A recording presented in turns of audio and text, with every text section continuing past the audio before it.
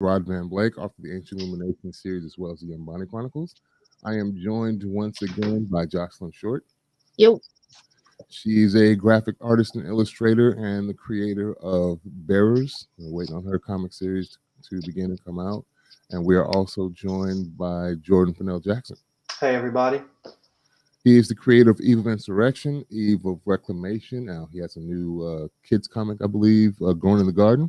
Yep. And he's also the illustrator on Ancient Illumination graphic novels as well as Yambani Chronicles comics. We are more than halfway through, I think, of issue 2. That should be out later this year in December. And today we are chopping it up about Loki season 2, episode 1, Ouroboros, which is hilarious. I forget the actor's name. I just know him. I remember his Short Round, man. I will forever know him. Ki Young Quay, something like that. I will forever know that man as Short Round from Indiana Jones. Of course. Just because it's hilarious. And from when he in Goonies too. Mm-hmm. He's in Goonies. He's the Asian guy in Goonies. So, spoiler alert, if you all have yet to watch the first episode of Loki Season 2, I'm just going to open up. It opens with Loki running through the TVA where Mobius at first doesn't recognize him. Of course, this is the aftermath of the ending of Loki Season 1 where Sylvie killed He Who Remains, and now we have the threat of an onslaught of variant Kangs going back to war now that He Who Remains is not there to kind of quell all of that. And it reset a lot of stuff as Sylvie, after killing He Who Remains. And Loki is time slipping. I said glitching in my notes, but it's time slipping. You see this weird, where he's like glitching, where he's there and not there at the same time, seems to be getting torn apart and put back together instantaneously. And they show that him glitching right before the title screen pops in, and Hunter B-15 comes in, which is Wunmi Masako, the actress, wants to tell the truth, and her and Mobius are discussing whether or not they should rip the Band-Aid off and tell everybody what's going on. Mobius is like, can't do that. Like, you gonna tell everybody the gods are gone and all the things you've been doing have been for naught. It's all fake. God is dead. We're all fake. Everyone's a lie. And my boy B5 had a little attitude with Mobius there. You know, hey, what's up with this? These ski-doos. And then Mobius tried to actually explain, I don't care. I don't care about it. Straight to, and then they're wanted in the war rooms. They go talk in the war room, and these people are just, they want to keep the status quo going for whatever reason. Like, we can't stop now, basically. We got to keep pruning. And B-15's like, no, we can't do that. These are lies with real, like, every one of us are variants, as a matter of fact. So you had a life, I had a life, she had a life, and we just nipped all that in the bud. What did you guys think about the opener? I like that it picked right back up from where we left off. Just right back into the action, like the immediate consequences of what happened. And I appreciated that because I hadn't seen Loki since the end of it. Yeah. It's been a minute. Yeah. So I was like, okay, all right. I remember what's going on. Yeah, I wasn't sure, like, because didn't she decide to, like, end the status quo and be like, all right, we're going to stop pruning? So I wasn't sure, like, I thought that was a later. later. Yeah, the one, I don't know what her title is, but Renslayer. No, it wasn't Renslayer. Oh, it wasn't Renslayer? No, the white lady would kind of had almost the jowls, and her hands looked weird. I don't know if y'all saw that too, but I saw her hands. Her hands kind of looked weird, and she was the one that was like, I could do anything. And I was like, this doesn't sound like it's going in a good direction. Because, what up? Percy, son, stop this. We're on the live. You continue, Rob. Like, yep. He was like, we can do anything. Like, we got to stop doing this And then she was like, no, we don't have to stop doing this. I can basically do anything. Like, there's nothing to stop me. Renslayer is gone. We don't know where Sylvia is at this time. Uh, the inmates are running the asylum right now. They have no clue. Like, everyone above them is gone. He who remains is gone. And so they're like, and they're not heeding any of the warnings. That's the crazy thing. When Loki finally pops up, they're really not heeding anything he has to say. All right, you're a problem. And it's obvious the TVA is kind of falling apart. Mobius decides he wants to fix Loki's time slipping and takes him down to repairs, where we meet the character Ouroboros, but then the nickname he gave him was OB, so everybody wouldn't have to say that, I guess. And he didn't even remember meeting him, which was hilarious. But he fit in, because we already had the quirky kind of humor between Loki and Mobius, and Obi seems to kind of fit right in as more of a deadpan. He's a straight man to them, even more so, because he's not joking or being facetious, but it is some of the stuff he says and does. The philosophical discussions back and forth, where he's taking everything super seriously, are hilarious. Turns out that, go ahead. I was gonna say I appreciated his like the way he was responding to Morbius and Loki's kind of back and forth. Like I agree with you. He was like a solid middle ground between the two of them. Yeah, he wasn't jokey at all, but it still came out. Some of the things he said still came out as funny. Yeah. And then right in the middle of the conversation, Loki time slips away, and then Obi and Mobius are having a discussion, and he's like, "This isn't even possible. It's impossible to time slip in the TVA." But he's like, "But you just saw it happen. Literally, you and I just watched this event take place that you're telling me cannot be." Question: did the show explain why Loki is doing that? Like, what started that? I can't remember if it was happening in the first season. I don't remember it. No, it's a new phenomenon, and I think it's got something to do with Sylvie killing He Who Remains. Kind of messed stuff up to the point where it caused this to happen with him. And funnily enough, Obi is having this exact same conversation with Loki, but in the past. And as they're having the conversation, Obi in the future is remembering, like back and forth, remembering things. Oh yeah, there was one guy complaining about time slipping. Like, what was your friend's name? He's like, Loki. Yeah, him. He's like, are you talking to him right now? Remembering? Like, that was one of my favorite parts. Yeah. Just because we never actually, I feel like that's the first time we see something in media where like someone is and like directly affecting time, and then it kind of like it's loading up into the future and then having a direct effect. Like that was all well done. That was like, man, I actually missed this show. Yeah. And like the the cinematography and everything. That makes really sense. Good. Yeah, it did.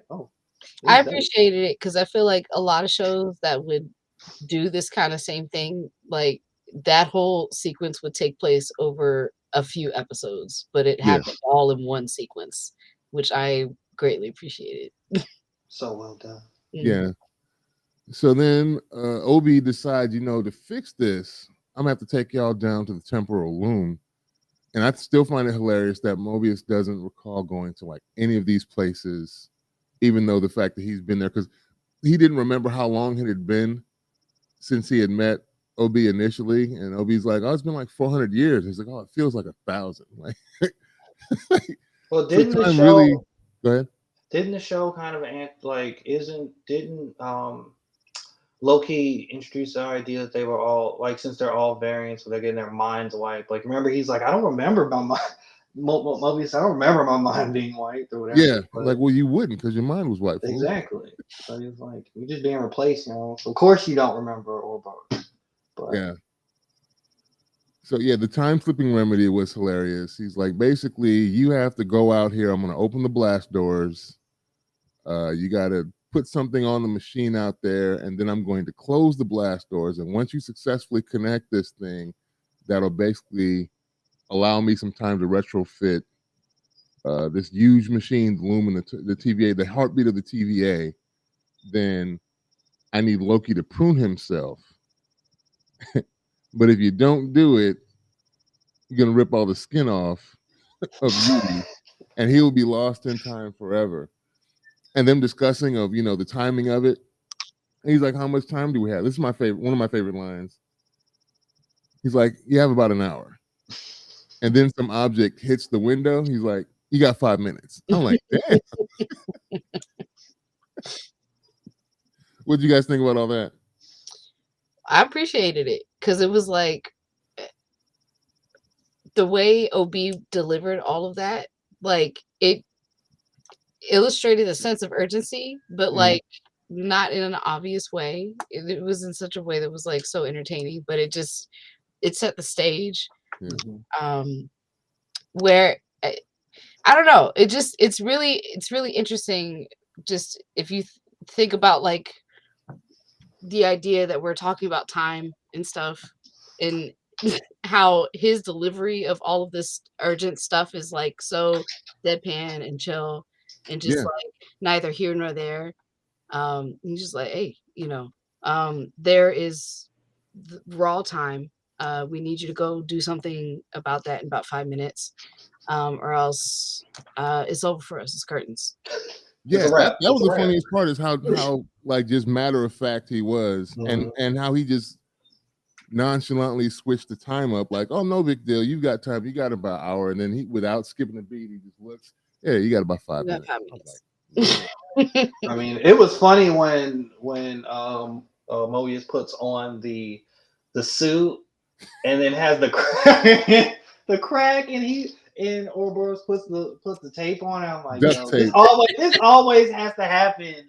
Like this always happens. Some science fiction thing. We got to just throw duct tape on it. It was just nice to see that little reference.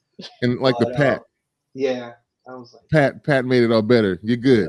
yeah, You're you're good. Like, good. You're you good. realize I'm about to go You're out good. into vacuum of space. Looks like And also that was like them. That reminded me. I love like the suit design. Like it was just so like retro. just like retro but different. It kind of reminded me of like just like kind of like the 80s. Oh my god, this French artist is about to escape me because I feel like I'm about to say I think is it Mobius? The French illustrator who used a lot of like round forms and just like expressive shapes. It kind of reminded me of that. And I think you're right. It's Mobius. yes, it is Mobius, Jean Garard. Like that reminded me of his work and just like the language, shape language. And then also, there was also another element that we kind of didn't really talk about earlier, which was like how the time slipping aspect and how Loki's kind of like going back in time and then going forward. And at first, I was very confused. I was like, "Yo, where is like Loki in time?" And then they start kind of answering these questions as we go on through the episode. So it was pretty cool.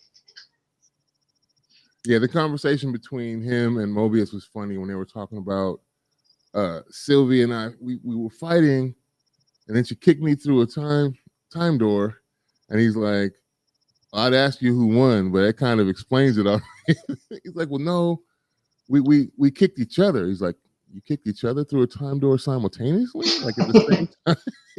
He's like, "No." He's like, "Oh, well then." He's like, "Well then, obviously that you lost. There's no need for me to ask the question. Still, like obviously she got the better of you." And he's like, "I was trying not to fight her." It's like, oh. Time slipping ready. The gang of hunters going off. When you see B-15 go handle the raid that they're planning, and you just see everybody. The rest of the people are evacuating, and all the hunters are going after Sylvie. And she's like, "All this just for Sylvie?" And then I forget what the other guy's name is. Another hunter that's standing there that actually apologized to Mobius for trying to prune him, saying, "I was just doing my job." He was like, "I don't like." He doesn't believe it. He think there's more. Obviously, there's more going into it, but you think some of them are still going to prune other timelines just because they feel that they still should be doing that, and not everybody's going for Sylvie? I hope that it's a better reason than that. Like, I hope that they're working with somebody like somebody is orchestrating them, pruning people. Mm. I feel like if it's just because they want to keep the status quo, even though like their boss said that it could be different, Yeah. to me that feels like, you know, villain NPCs in a video game that you just are, that are continuously available to fight. But I want it to be a more interesting reason than that. Like I really want it to be where somebody is wants them to be pruning specific people for like a bigger reason or a bigger plot. But I have no idea. I think the only bigger plot would be that they just see like the graph, like the timeline's out of control. Like we got to do something. It's going to overload. Yeah, it's the causing room. brownouts practically in their universe, so it's having effect. So that kind of gives me a sense of like they got like they're urgent. There's a sense of urgency that they need to do something. So that's the thing that they're holding on to is like, well, we can try to prune it to course correct these branches, but Gotcha. I don't know if that's Oh, gonna girl. work. Oh, girl in the ponytail, that was in the war room. I remember her, but I don't remember old boy that was falling asleep in season 1. Do you all? Homie was just knocked out. Oh, the guy was he was leaning. No, I didn't recognize him at all. I didn't recognize him. So you, Jocelyn, did you recognize him from season 1? Like I think the only one I definitely recognized from the war room was obviously Mobius, Loki, B-15, and I want to say old girl with the kind of the weird hands are the only ones that I recognize from season 1. But homie that was sleeping, I don't recognize him. Like, why is this dude here? And, we didn't talk about how Loki showed them the images of He Who Remains. Yeah, with the pruning stick. That was like a mural on the wall. Like that was a nice reveal. I was like, oh, that was very he's cool. controlling everything. Yeah. Did y'all see the side note? Did y'all see the Ant-Man movie? Yes. I watched it one time and didn't rewatch it. Yes, I saw it. Now watching it. How do you feel about? I'm not trying to derail your question, but I just how do you feel about like the events of that movie connecting to like Loki? Like, how do you feel about how that? That just felt like weird context. For the reason of giving us context, because it's not necessarily a standalone. Like that on its own has no meaning, has no place in time. But obviously, it's a tool that they use to set some things up to me. That was basically Kang's. I don't even know why they called it Ant-Man. It's basically a Kang setup movie. After Loki season 1, when He Who Remains tells us about these various versions of Kang that will come after him, and then I feel like Quantumania was just there to show us these Kang variants that were coming. Yeah, Gotcha. and to add on to that, I feel like I just saw a post where someone was comparing that, like, basically saying they're more intimidated, or like Kang has more of a like presence, and he makes a more of an impact in Loki than in Quantumania. I'm like, yeah, that version.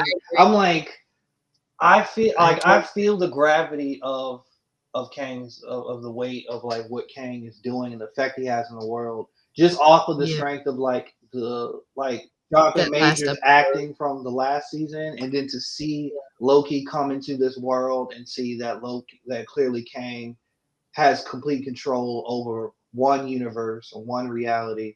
And then when he goes back and realizes or reveals that Kang also controls that reality, it's like Kang's power is starting to be like truly like shown. Like I liked how that was done. It was just I'm actually worried about like who we might see at the end of the season. Like we're not getting Goofy Quantumanium dying by a bunch of ants.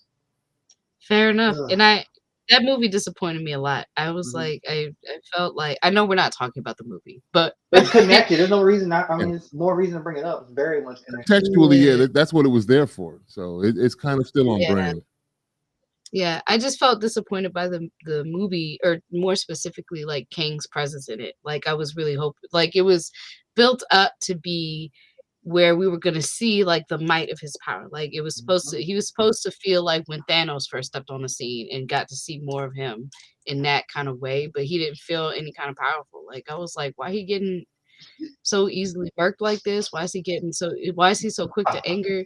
He get Like, worked out by ants. yeah, I'm Like, like, this is and he was crazy. fine before he got worked out by the ants. Like I was like, Somebody, okay. Right. somebody out there Or is And like, but they were giant ants. I was like, but I don't care. Like this I'm man. like, I don't want to see a feature film of this. Like, What is this, a TV show? This felt like a TV show ending. Get stomped yeah, out by the I was like, ants. this is crazy. I'm like, this is a bad variant, and I don't want to see it in 90, for 90 minutes, like maybe 15. It's, The thing is, with this that can still be salvaged because you could. The funny thing is, you always have the alibi of, well, that was just a variant. That might have not been the true conqueror. that shouldn't have been in no feature film, though. I agree with Jocelyn though. Like, don't waste my time. I mean, it was kind of a way. I mean, like that movie wasn't that great in my opinion. No, And ugh, Jesus, y'all just reminded me. I didn't want to think about it. Sorry, I didn't want to think about it because I'm like, it's funny because like we're saying, like Kang, let's just call him Kang, y'all. Kang in the Loki series has way more weight, and it seemed like Jonathan Major's character just might have been written a little bit better. He was written way better in the Loki series, or at least the performance he gave was a little more interesting. yeah, It's interesting. It's kind of like Wanda Maximoff, WandaVision, Mhm. how she's written so well in there, and then you watch Multiverse of Madness, and it's almost like She's just an angry mom trying to get back to reality. Like yeah, her I'm burning character. it all down. Yeah, I'm like, this is a different lady. This is not written by the same people. that was And that's just how too it This is is. why. nonsensical This is to why me. you gotta use. Sometimes you just gotta stick with some of the writers. They're like, no, Hollywood. But yeah, they obviously the funny part is you mentioned the back and forth jumps through time that Loki does, and it was almost as if I don't. Do you think Mobius consciously wrote "skin?" on the side of the monitor in the dust to let him know that he was in the future if he came back to that one room? And if so, I'm like, why wasn't the time stick left there on the ground? Like, who picked? Why'd they pick up the time stick? Well, someone could have picked up the time stick. Yeah, Someone else could but have they picked up didn't the time show us stick and that. They cleaned just it he up. just But pops also, back yeah, he in. just popped in the future, Yeah, which that was also cool in itself. I was like, ooh, this is interesting. Where he's gonna get the pruning stick? And I just liked how like we're kind of moving between the future and the present. Mobius is present, and I like how when like Mobius goes out to like the whole the time loom, and like you're seeing like the suit degrade, like, and Ouroboros told him like things are gonna age, and I thought those was really nice how he's kind of traveling, trying to like go against it, and I was like, this is looking really good right now. I'm really happy. You know that that reminded me of, Hercules. Like like towards the end when Hercules has to jump in the river Mm-hmm. Styx to go save Meg. But he's getting aged by all the water and the souls in there. And it's like he has to make it before like the fates cut the thread. Mm-hmm. And that whole thing reminded me of that. And I was like, ooh, these are good parallels. Disney did it on purpose. Mhm. Had to. They did that on purpose. Oh man. Mhm. when Loki's kind of in a panic towards the end of this episode, running around trying to find another pruning stick, we get a glimpse of Sylvie Yep. opening either a door, elevator, or something, and she says, "There you are," but we don't actually see who pruned him from behind. Exactly. That is the Yeah. mystery. That is the mystery. Yeah. I was like, wait, who pruned him? Because all you see is the circular, the cylinder part end, Yep. like business end of the pruning stick pop through his chest, and then he disappears. And that, I guess, that cord that was into the timeline was where Mobius was supposed to. That thing was supposed to pull him out of the timeline and preserve him, basically prune himself, and then gets pulled back in to the timeline. I guess is that going to anchor him there, and now he won't glitch anymore. He won't time. Yeah, that device that they locked into that the device that controls the time If it whatever. Yeah. wasn't Sylvie, who do you think it was that pruned him? I'm gonna speculate it was I had two options. Maybe another Loki. I was thinking that too. Think it Or was it could have been a B5? future. Did we already see future B5 go through the portal? I mean, it doesn't matter. They could write it any way. It's she did or didn't go in the portals. Someone was there in the future to help make sure that happened. So I also would think it was a Loki variant. It was if it is though, if it is B5, that's kind of inadvertent help because he wanted to prune him initially when he popped up in the war room. He tried to prune him, and then Loki took the stick from him, and he took it back after everybody was told to stand down. But I'm not sure whether he actually, because I see him looking at B15, but I don't know if he actually stepped through the portal as everybody's like in rank and file, just walking in mass through the portal.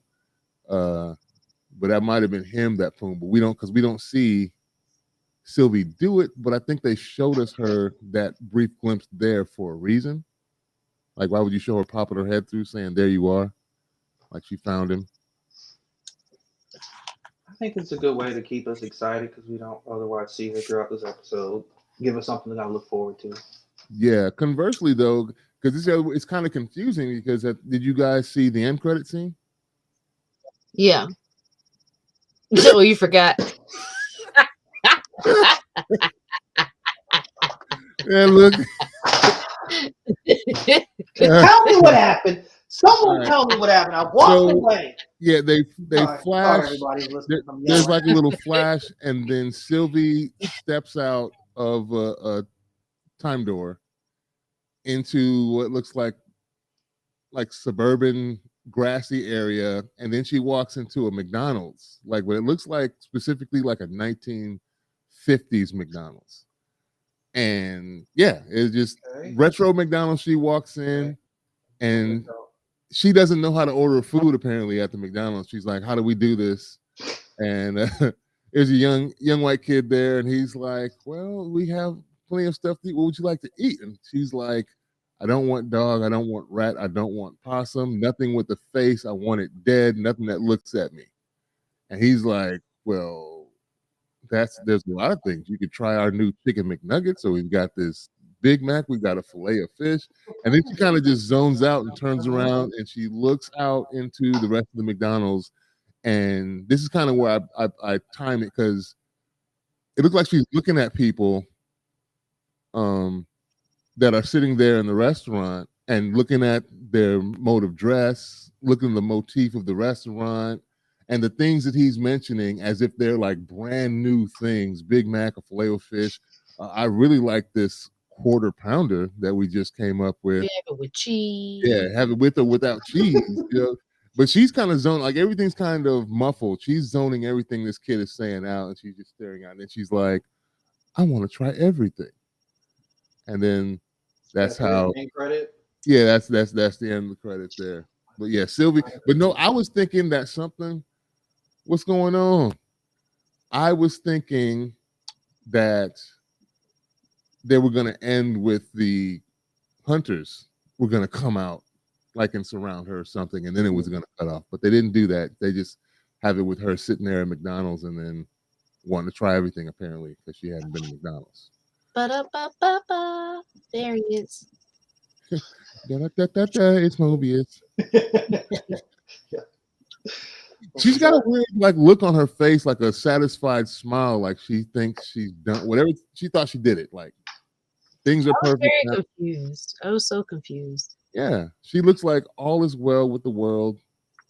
I've done it. I killed he who remains, and now I can go about living my life now that I've got my revenge for the person that tried to set up. I guess not even the person. She's mad at the TVA for trying to constantly kill her and went on the offensive. So I don't know what's going on. I don't know. I kept thinking back to like the episode before the last one where or maybe it was the last episode, but where Loki basically finds out he's just like way more powerful than he realized. Yeah. And so I'm just like, I'm wondering how those powers are going to manifest, in the season, and I'm thinking maybe him phasing in and out of like, you know, the timelines, the past and present and all that stuff. Like maybe that's part of it. We didn't see it, but you know, I'm just like, I don't know, all his magic got green stuff on it. Him flipping Yeah. through time don't got no green stuff on it. So what's going on with that? I don't know. So, If it ain't got green stuff on it, I don't know what's happening. yeah, I'm Did like, y'all oh see? Did y'all see the movie with Jet Li called The One? Yes. See, when I Man. heard OB tell Loki that he would be pruning, I thought he was saying basically go and prune yourself from all the timelines. And I kept thinking, oh, well, is that going to happen? Like he's going to become more and more powerful the more variants he prunes of himself because he's the only Loki remaining. So the power just keeps going back into him from the essence of the other Lokis. That'd been crazy. But that's what I thought of when he was like, hey, you got to prune yourself from the timeline. That would have been a lot. That would have taken a long time to do that. Could have done that in one episode. Yeah, very interesting episode to me. Not a whole ton of actual action, but a lot of suspense. The quirky repartee, the conversations back and forth were funny and good. I can't wait till they get to it though. I'm ready for the action always. Yeah, we know what you're here for. But in saying that, I was still very satisfied with this first episode. It was good to me. yeah, I thought it was very interesting, and engaging. It wasn't boring. It, like I said, I liked that it picked right back up where we left off. Sylvie just left me confused. But that's okay. I'm sure we'll figure it out. I liked it. I'm excited for I'm excited for Loki magic. That's my favorite thing about Loki is that he be doing some real good and cool magic stuff, and I want to see that. Yeah. Magic man. He's a green magic man. Magic man. You know what I'm saying? Magic man. Octopus Prime. We were talking about Loki season 2 episode 1, and I guess we're gonna ride this one out until the season ends. We'll end with this and then find something else to discuss. But looking forward to how the rest of this unfolds. Don't know about y'all. It sounds like y'all are interested. No, I'm already here. I'm not here for the action. I'm here for the mystery and the better dialogue and writing of characters. You got to get a wow count going. See how many? If he even breaks it out, Owen Wilson got to break. He got to give us a couple wows before the season ends. It was funny when they were in the elevator. And he was saying, like, before they got in the elevator, he told them, "Oh, it's not that bad." And then they get back, they get in the elevator. He time slips again, and then that other person is there watching. I was like, that was so funny. I was like, "Yo!" And she didn't even know what to say. She's like, "How'd that look to you?" And then the camera pans over, and we like the audience. That was kind of funny because the audience, we have no idea there's another person witnessing this conversation. We thought it was them two alone. Not a fan, Hash. Didn't like season 1. Hash. I like you, boy, but that's man. You like your name right now. Like you might have been smoking something. Cause wow. Wow.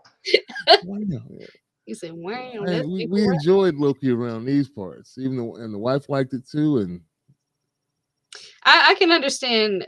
Well, I don't understand. Not like kept falling asleep. There were some parts of it that dragged. I can admit that for sure. It was a lot of kind of waiting to figure out what is going on. Mm-hmm. So I get it. I definitely think it's worth the wait. It shouldn't have taken as long to get to where it got to. So I don't blame you. But I think they were staggering things, to be honest. The wife and I were discussing, like, when Loki came out, she's like, "Oh, it's out this soon after Ahsoka?" And I was like, "Well, yeah, they got to have something staggered, put there in the interim to keep you, subscribed." Because how some people, if there's nothing to watch, they'll cut it off. Well, I'll wait, 2 months till whatchamacallit come out. Then I'll pop it back on. So after Ahsoka was over, they were going to need to have something to try and keep people tuned in. Well, Loki was always supposed to come out like Halloweenish October. Mm. I think for this year, right? So Yeah. this was always part of the kind of schedule Yeah. for the shows, I think. So And this one was already done, right? So it probably wasn't affected by the strikes and everything. This was already done. They were just waiting to release it. Mhm. Dang, they had this show done before the strike. That's what I'm saying. I think Loki had already been done, and so it wasn't in danger of not coming out. Whereas things that were kind of in mid-production are in limbo until everything is pretty much settled. But we'll Right. see. Well, folks, appreciate you that tuned in. 3 or 4 of you, Hash, Octopus Prime, and I think we had 2 other local lurkers that didn't comment, but I saw a little eyeball up in I the top saw left ya. corner. So I know that folks were watching. I appreciate you all taking the time out of your day to watch us chew the fat over this show. We're going to keep this series going, following Loki each week. You can, Yeah, yeah, Octopus Prime that's says right. creepy. Yeah, people be creeping. I be creeping too sometimes. I don't say nothing all the time. I just Mhm. want to hear what folks have to say. And to Jocelyn and Jordan, thank you guys for taking the time out of your busy schedules to chop it up with me. We will do this again next week after I get back from New York Comic Con. Actually, I might have to delay that because I think I'm staying somewhere for a couple days after. So we'll couch this conversation and see what time I come back, and we'll figure it out. Appreciate Good y'all. luck with New York Comic Con. Yes. Thank you. Talk to you all soon. Peace out. Peace.